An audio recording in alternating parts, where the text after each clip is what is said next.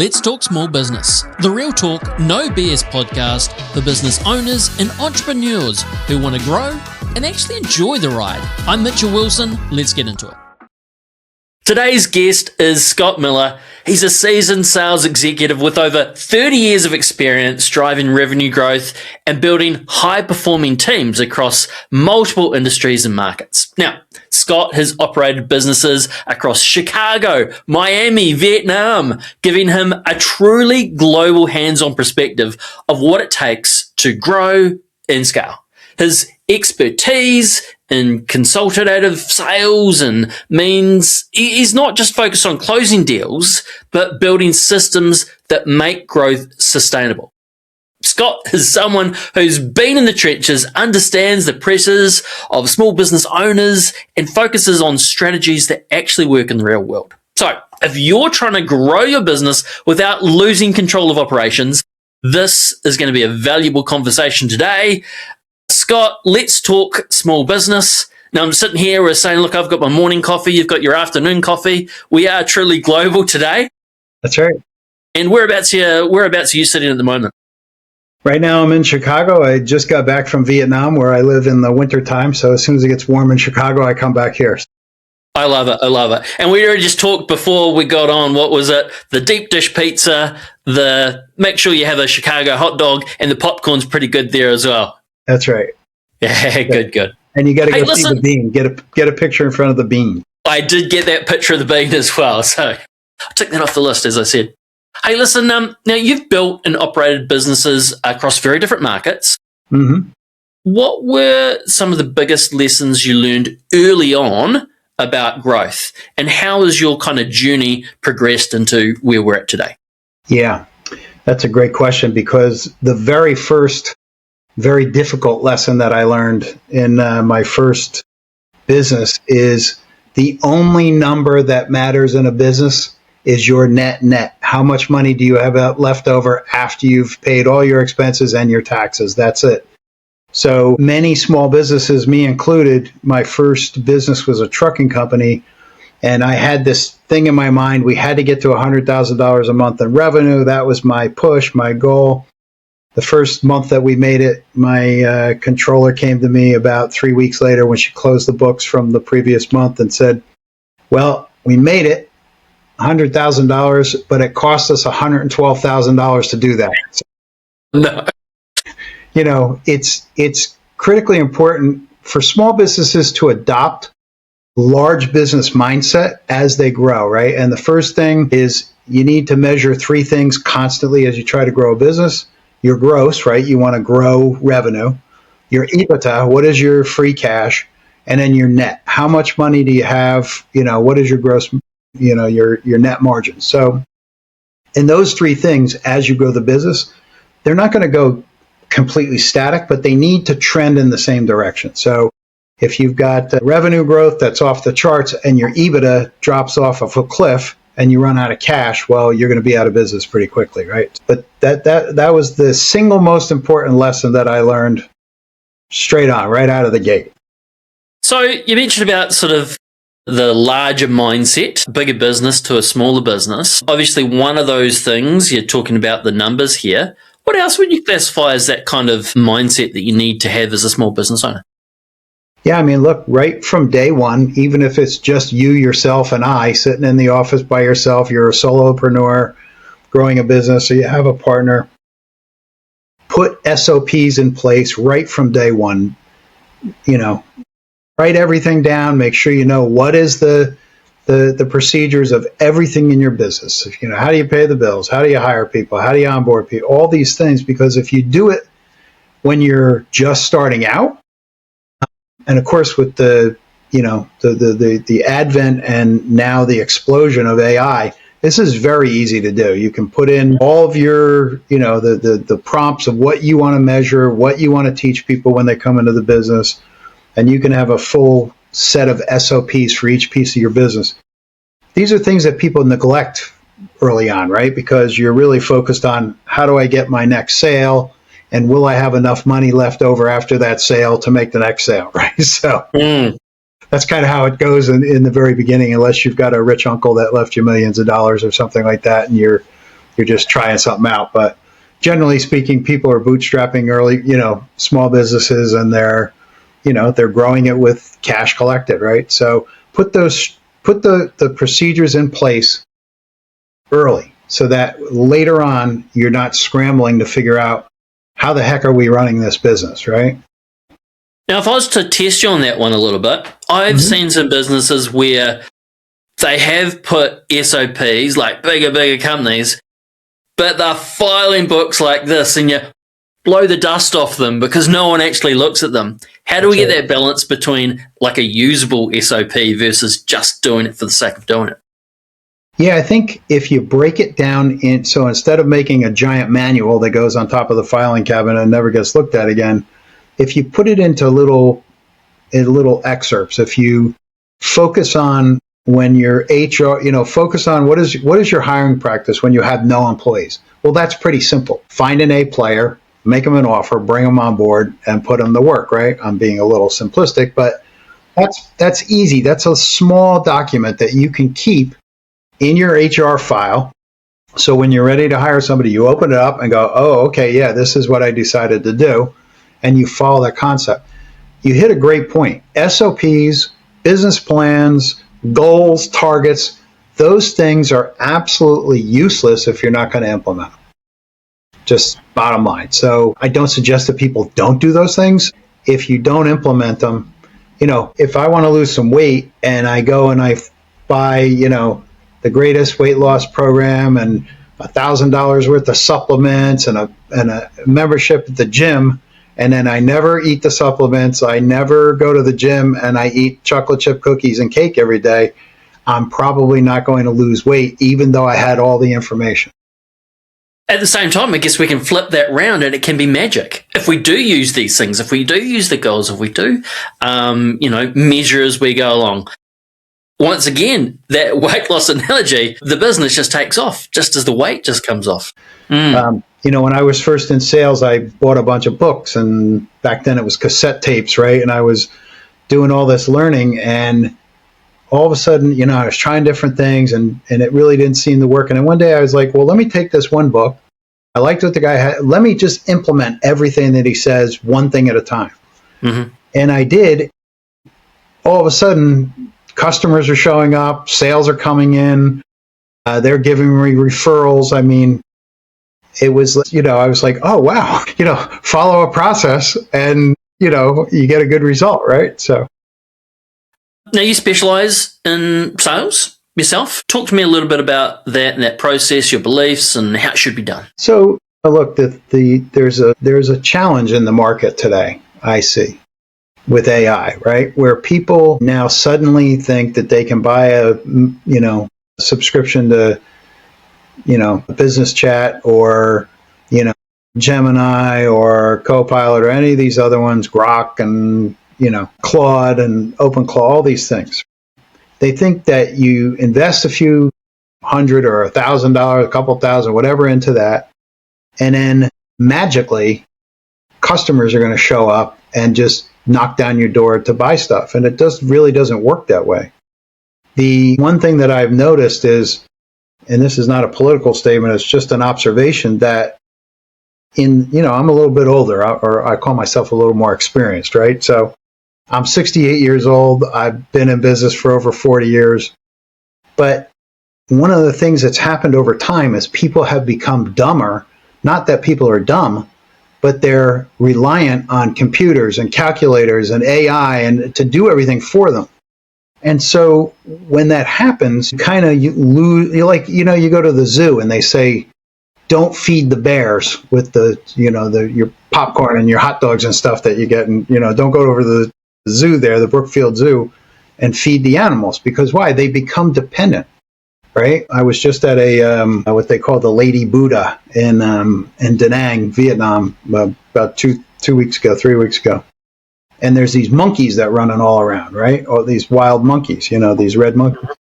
And they're fascinating. They're fun to watch, right? But it says don't feed them, right? Because then they become dependent on you. And they don't know how to go out and get their own food and stuff. It's the same thing in sales. If you become dependent on the easier, softer way, which is AI and calculators and computers and systems that do things for you, so to speak, then you become less able to make sales, right? You lose your skill. You're not sharpening your skill. You're enhancing your toolbox, but you're not really making yourself a better salesperson, right? So I think we're going to see, there's a pendulum swinging right now, right? The pendulum in AI is way off over here right now, and it's going to swing back, right? And it's going to settle somewhere in the middle where people are going to realize that AI in particular, but other digital instruments are there as a tool to help you. It's not there to do the work for you, right? So yes, it's easy to make presentations. Yes, it's easy to do certain things, but the salesperson still has to be able to communicate to the prospective client, what do they get when they do business with you, right? So we started out years ago, features and benefits.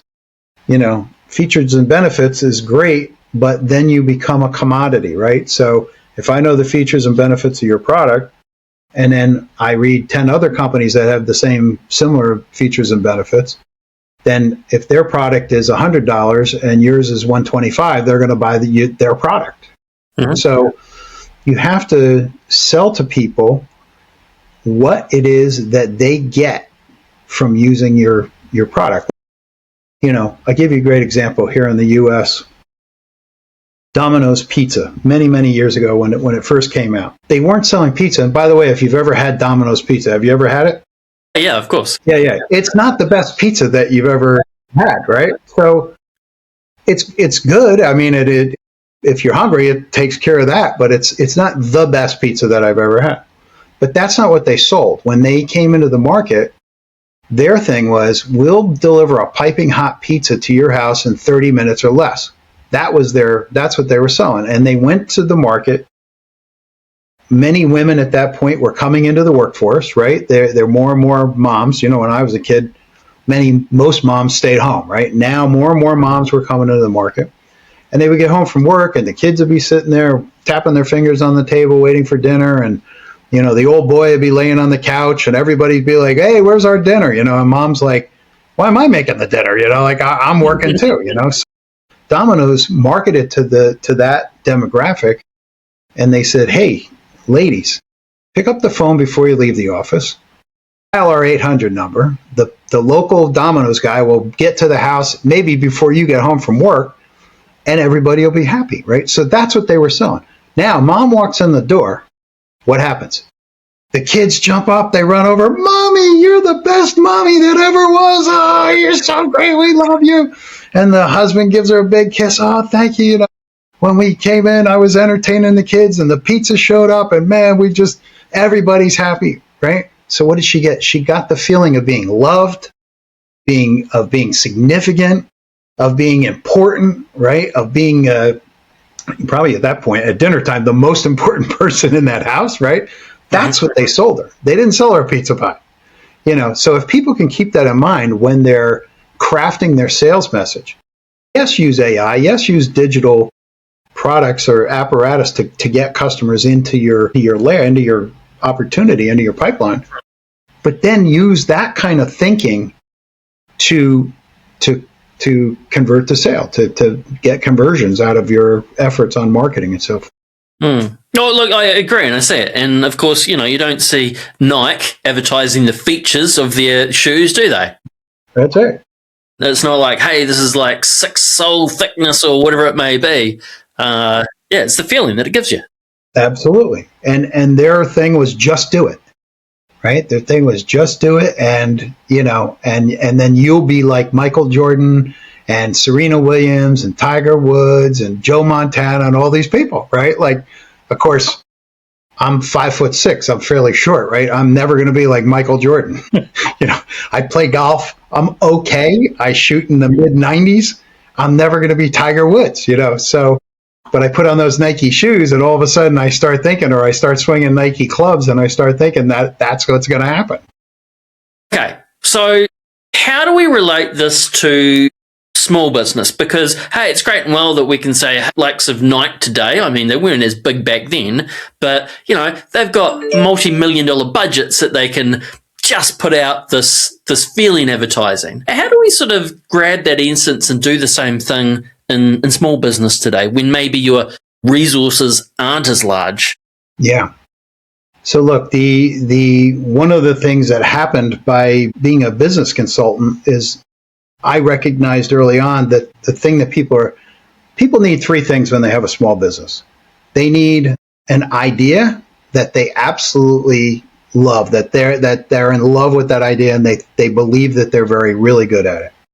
And then they need marketing and sales. Those are the three things you need to get going in business, right? So small businesses, going back to the digital world, the greatest opportunity for small businesses today is you could do it yourself, or you can hire somebody for literally a few bucks to do your social media, to do some ads on Meta and Google.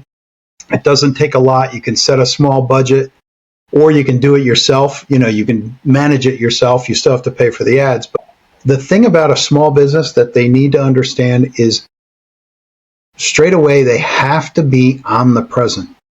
They have to be everywhere, right? Realtors do a really good job of this for a long time before the digital world ever exploded. You see their picture on a bus stop.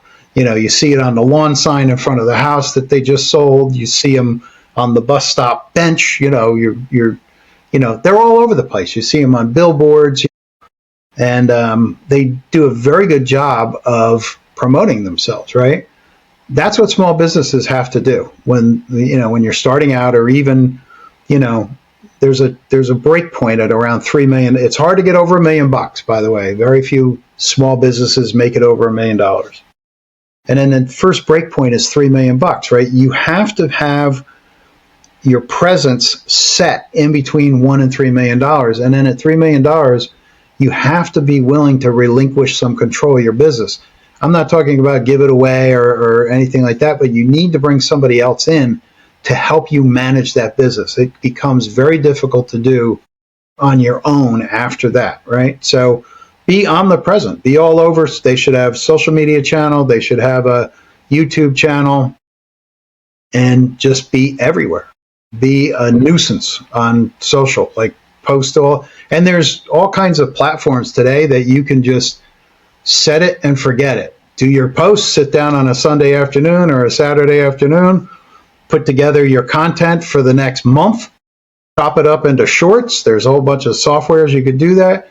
Load it into whatever, software you have, and it'll automatically post it every day or every other day. Or I recommend when somebody's first starting out and they're trying to get omnipresent, twice a day on every platform. Post twice a day on every.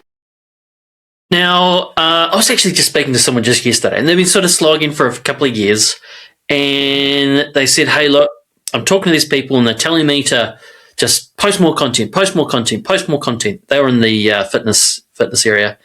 And he was saying, look, I've got these young guys that I'm paying, and they're telling me just more content, more content, more content. And he's like, man, I've got a family now. How do I do my job and fit this in? We're on this rank of how important is actually getting your content and getting your message out there. So look, if you're going to do content for the sake of content, don't do that, right? I don't want to call it a waste of time, but it's when you go on, so when somebody goes on social media, when you post something, you have 2 seconds to get their attention and 6 seconds to keep them there. That's it. If you can't get their attention and keep their attention, they're gone. They're not going to see your stuff.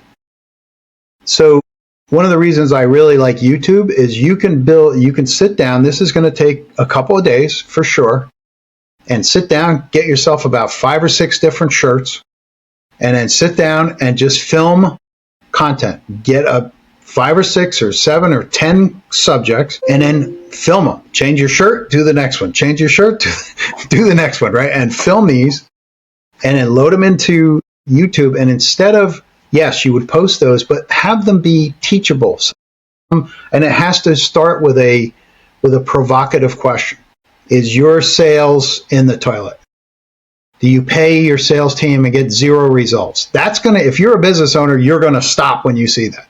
And then wait a minute. And then you're going to say, hey, so-and-so, and this is how I got a sales team to increase sales by 30% in 90 days. Now you've got my attention. Now I'm going to go watch your short, right? And then you could set up a landing page where you, hey, if you want more information, click here. Instagram, you can't do that. You have to put it in your bio, but other places you can put the link in there and have them go there. And now they have a playlist. They can pick what they want to watch instead of you force feeding them content. They can pick, hey, the problems with marketing today. Hey, how do I combat AI? Hey, how do I do this, that? And they can go in and just give information for free. Give your stuff away for free. And then eventually people are going to engage with you. People are, if you've got interesting content. If you don't have interesting content, then, then learn how to get interesting content. Okay, so you're talking about eyeballs, you're talking about attention. It's a really good segue into Grant Cardone, who generates a lot of attention. Yes. Now, love him or hate him, he can be a very polarizing figure. I was first introduced to him or seen him on Undercover Billionaire. That's right. Premises, they go into a town with a cell phone, $50 in their pocket and a car, and I think the goal is to make a $1 million business within a month or 3 months or something like that, just starting from nothing. No one knows who they are. And it's, right. It really, brings out the entrepreneurial spirit just to make things happen. So that's where I sort of first seen Grant Cardone. And since then I've seen him online, some things, a whole lot of his, the 10 times and everything.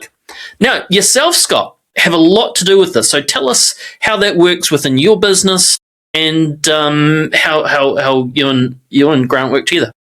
Yeah, so I first learned of Grant, I don't know, probably 15 years ago before anybody knew him.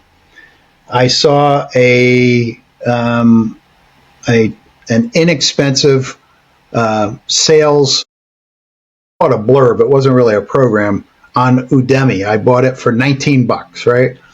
And so this guy comes on and he's brash and he's kind of, I'm born and raised around New York City, so I'm used to people that are a little bit more aggressive. And I was like, all right, yeah, I like this guy. So then I looked up his website, and over the years I got more involved with him. And now my wife and I we own the license for Grant Cardone's products and webinars and seminars and everything in Vietnam. So anybody that attends a 10X event in Vietnam, it's produced by us.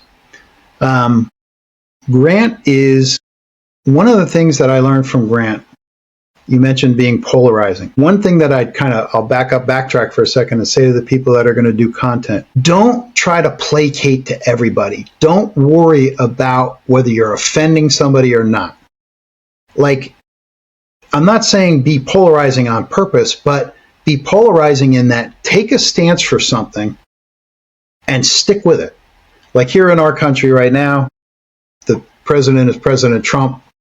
Half the people love him, half the people hate him. There's like almost no middle ground. There's no people that are like, yeah, kind of like, they're like, I can't stand that guy. They're like, oh, he's the best, So that's a great example. That guy, whatever you believe about him, he sticks with what he's just who he is. That's it. I would recommend, you don't have to be like President Trump, but Grant's like this too. Like, take your position and stick with that. Haters is not a bad thing. The whole point of it is that Grant wants to get attention.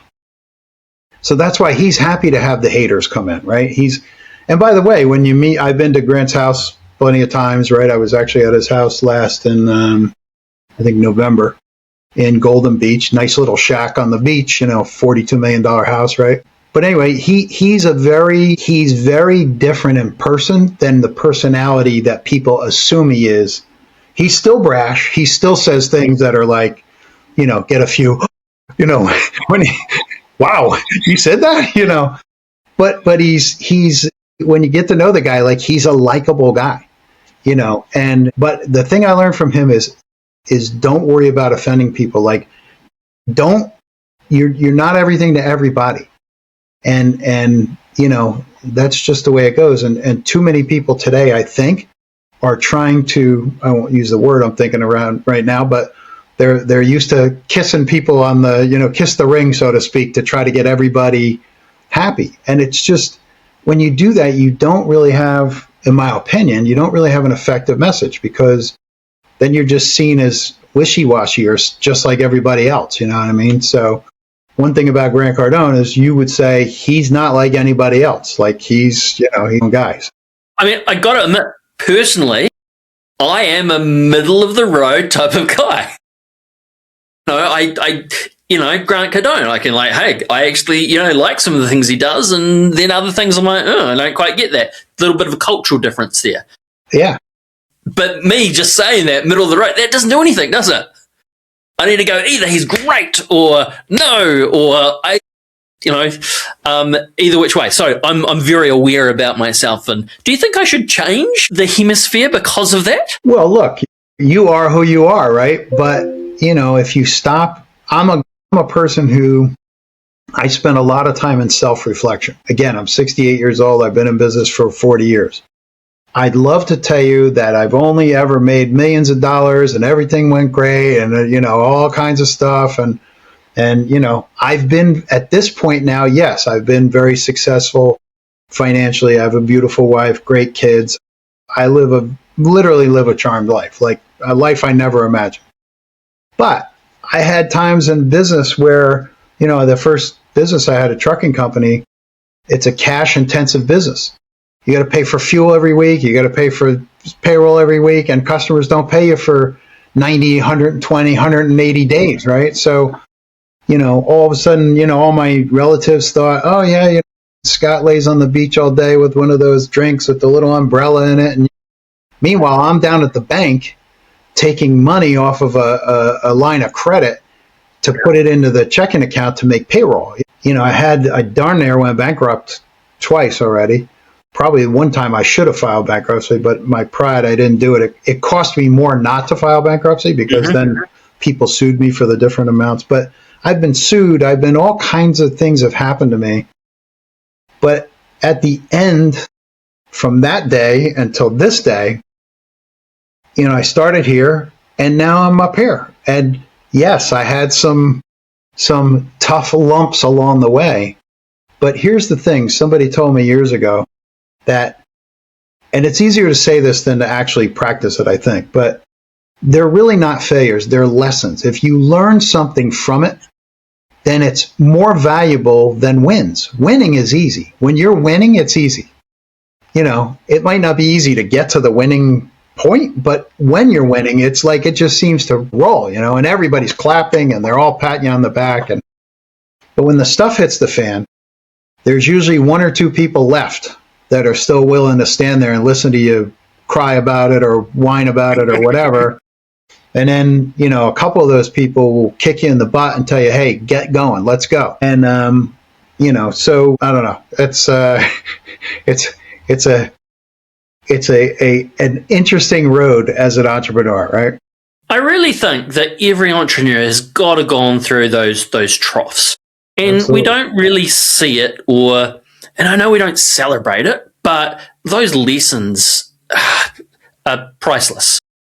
And even the larger companies, I mean, they've probably made the biggest lessons of all. It costs when small business fail, it may cost a few million. When the big businesses fail, they're talking billions. Okay. So, things can change, things can happen. And that's why we talk to people like yourself that have got that journey that we can all learn from, and maybe learn from your mistakes or what you've learned versus going through that ourselves. Hey, listen, if a business owner wants to improve their sales, let's get onto that subject there. In the next 90 days, where should they start? So, well, give me a little more context. Let's pick, what's a business that you would typically consult with or help?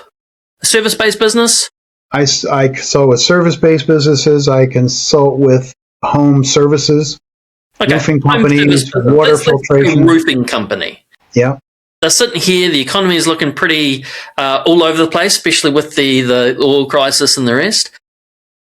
Let's say they've been resting on their laurels and business has just been coming in, mainly word of mouth, and now that's kind of dried up a little bit. Where do you think that person, it's very common, so where do you think that person should start? Yeah, again, I go back to, first of all, go back through your clientele, your past clients. Mm-hmm. That's low-hanging fruit. Call these people up. Hey, we did your roof 6 years ago.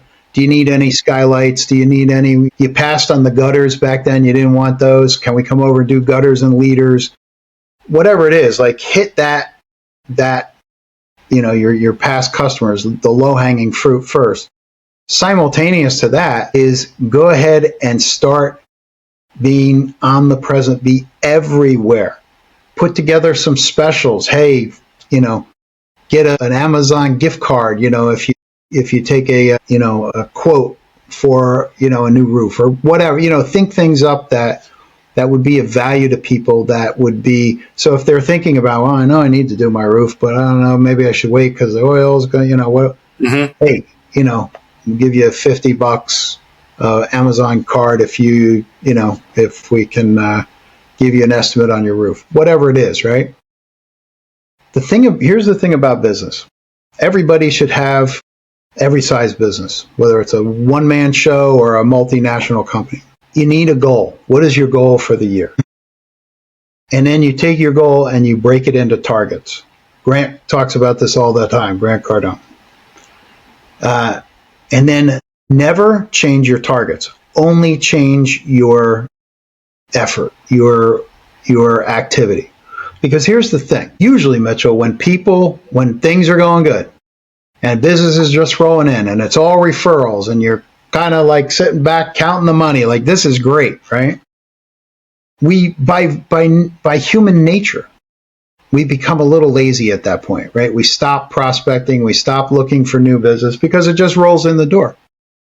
And then, so prospecting is the single most important activity for any business, but especially small businesses.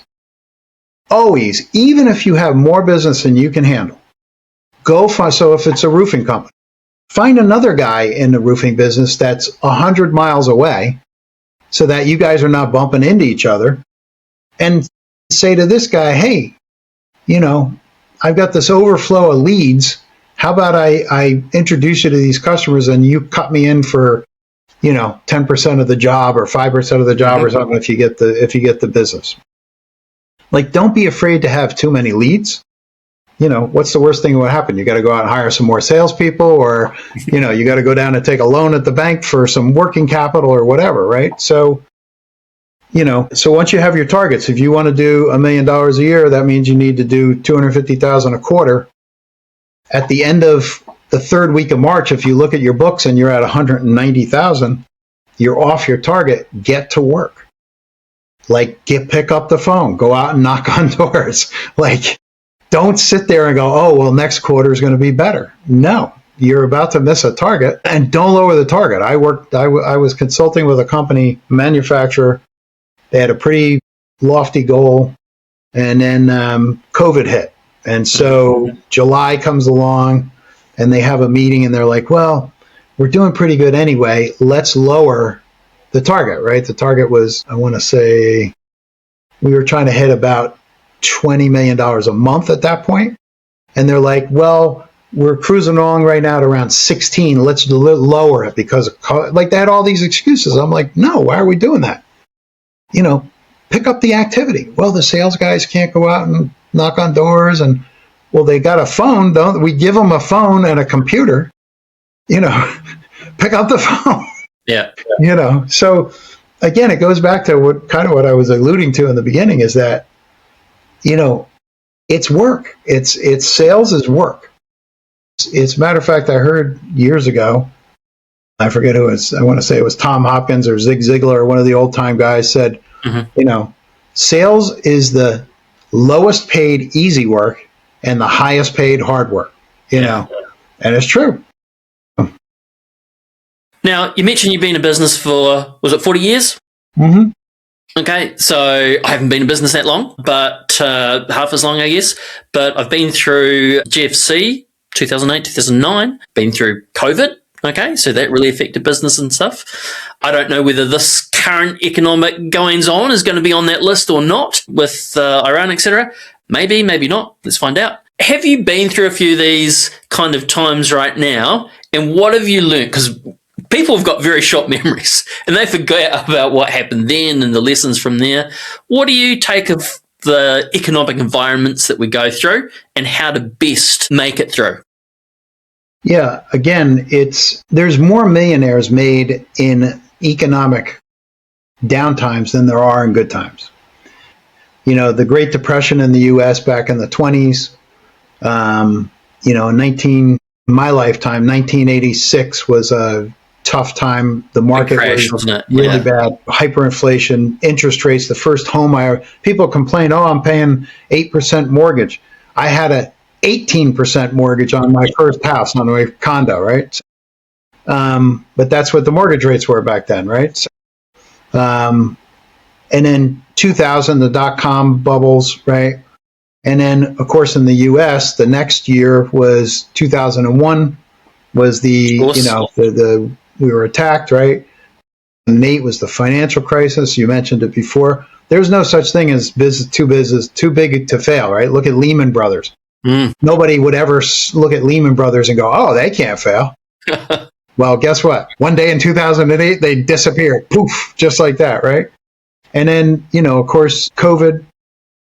And I personally believe that we've been in the U.S., we've been in a recession for probably a little better than 2 years. There's ways that they cover that up. There's ways that they smooth that over so that people think that there isn't such a thing, right?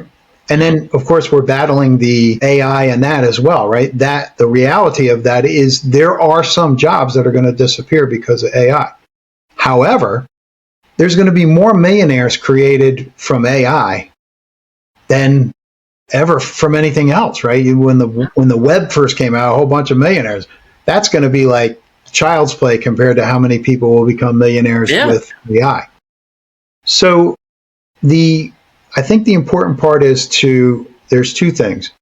I'm not one of these people that believes, you just, have these lofty goals and you just put in all this extra effort and up your activity. Yes, that's part of the equation. But the reality is, going back to what we talked about, if you have SOPs, if you have a set procedures in your business when it's small, when things happen, you have to make decisions without emotion. The people that work for me today, I love these people. Like, they're the best. They work their butts off. They're really good people. They got really nice families.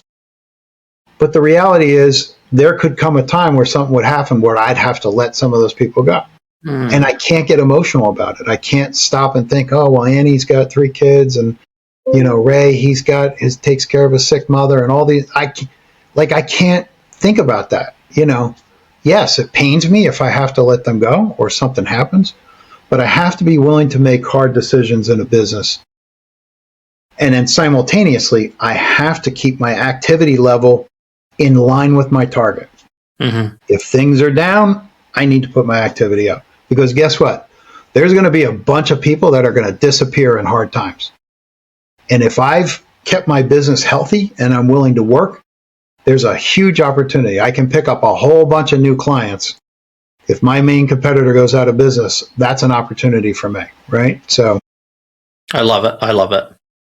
Hey, Scott, look, if you had to start from zero, what would you focus on first? Yeah, so it's funny, my wife and I always talk about this because we're constantly starting from zero. I literally just started a new business it was born right before we left Vietnam, the idea.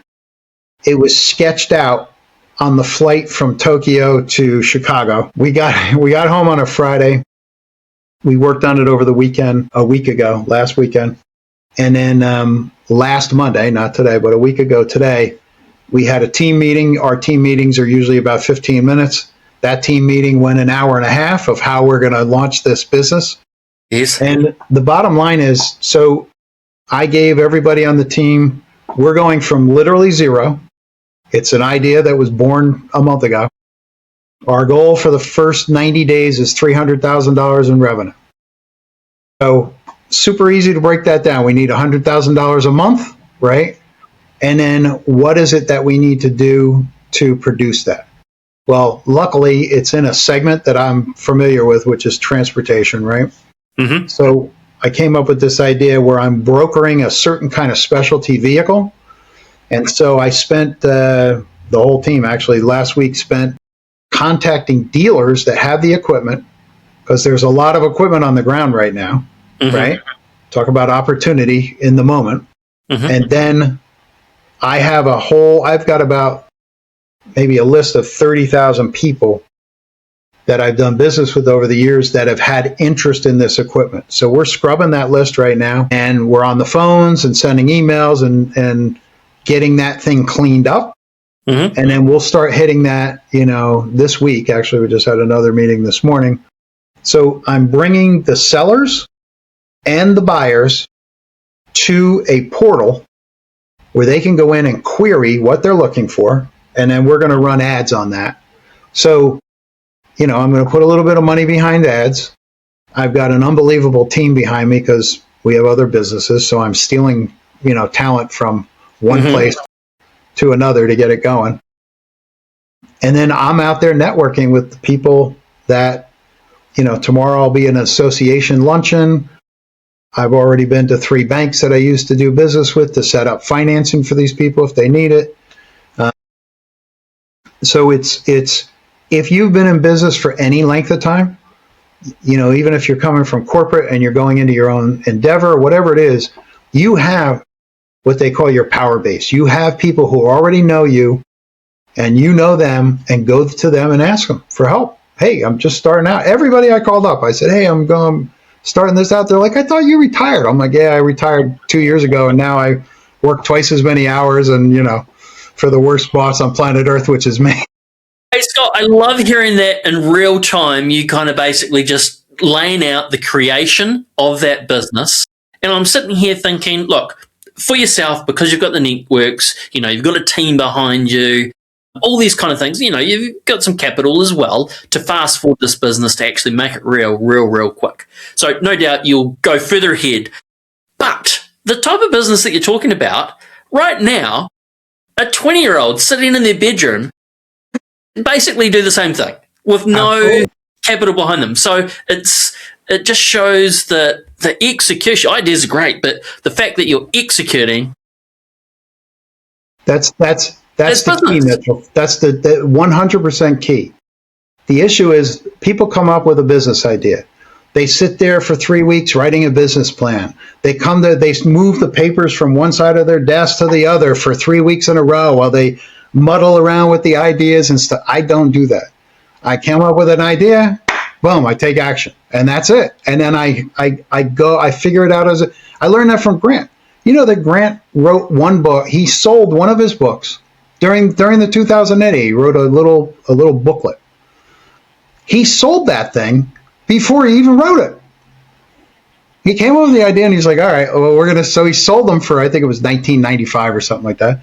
And then when he had a couple $1,000s worth of orders, that's when he went and locked himself in his bedroom and wrote the book. So it's take action right away, immediate action. Scott, thank you so much for coming on. A lot in this conversation that I know business owners can take away and apply straight away. So for you, where can people find you, connect with you, and just learn a little bit more about what you're doing and how you may be able to help? Whereabouts are we going to find you? Sure, you can go to our main website, which is Moza, M-O-Z, like zebra, Bella.com. And we can see Moza Bella in the background. That's right. That's my beautiful wife right there. So she's much better looking than I. So I promise you there's more content and pictures on our website of her than me. But they can connect, easily get on my calendar from there or send me an email. They can call me up if they want. I'm happy to give my phone number, whatever. I answer my phone when people call. So, however they want to get in touch with me. And how can you best help people? Yeah, look, I'm willing to. So here's the thing. I'm willing to go in and look at any business and tell them what my honest opinion is. So if somebody's interested in that, I'm happy to do it. I don't charge for that. We take a look at it. If you like what I have to say and you think I can help you, then yes, I'm in business for a profit. So there are fees with that. Usually it's a small monthly fee.